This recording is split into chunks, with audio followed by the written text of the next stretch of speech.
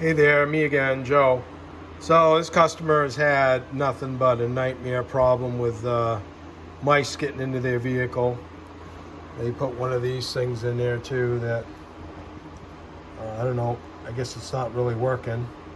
The light and it, high frequency noise is supposed to keep the mice away, but they keep getting in the cabin air filter, and I'm gonna pull this cowl out and see if I can get in there and put some screen over it.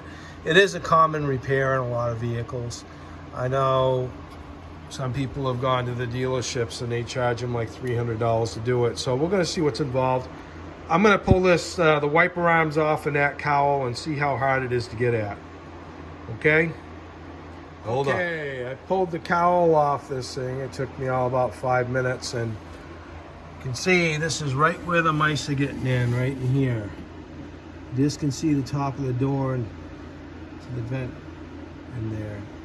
So what I'm gonna do is I got some screen and I'm gonna put it over this opening, and we'll see how that goes.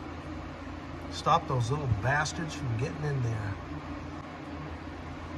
Okay, here's what I did with this Toyota Sienna.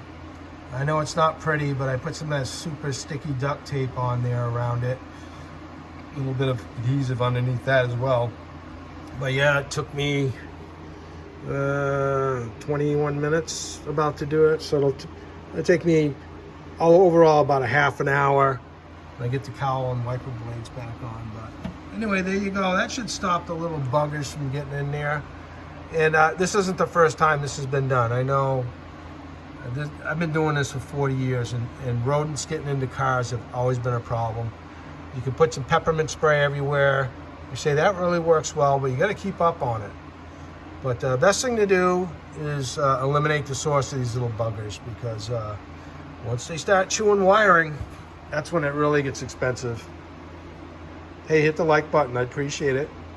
You're the best. See ya.